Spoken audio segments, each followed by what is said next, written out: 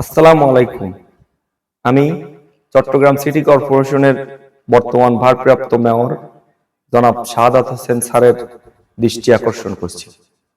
আমরা যে সিবিসি রোডে ওখানে যে আগে মানুষ সিএনজি গুলা যে রাখতো ওখানে তারা যাত্রী নেওয়ার জন্য, তো সেখানে কিন্তু এখন 20 টাকা করে নেওয়া হয়।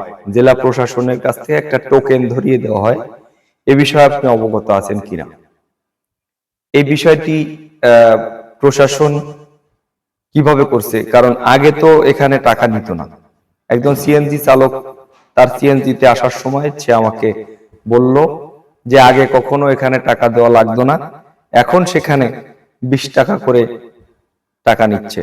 জেলা প্রশাসনের একটা টোকেন ধরিয়ে দিচ্ছে, আমি টোকনটা এখানে উপরে দিয়ে দিয়েছি। অবশ্যই আহ শাহাদাত স্যার উনি এটা একটু খবর নিয়ে দেখবেন এবং মিডিয়ার সামনে সেটা প্রকাশ করবেন।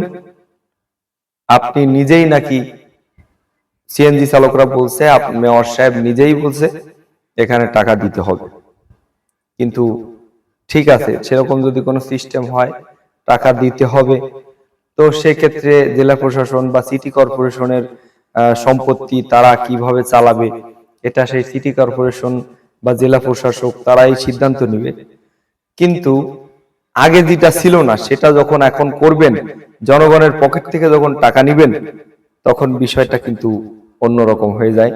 বিষয়টি অবশ্যই আপনি নিজে দেখবেন এবং সেটি ভ্যান, রিক্সা বা ওই যে অটো, সিএনজি চালক, ইজি বাইক চালক যারা আছে তাদের সাথে আপনি কথা বলবেন। ধন্যবাদ সবাইকে। ভালো থাকবেন, সুস্থ থাকবেন। জয় হোক মানবতার, জয় হোক নতুন দিগন্ত।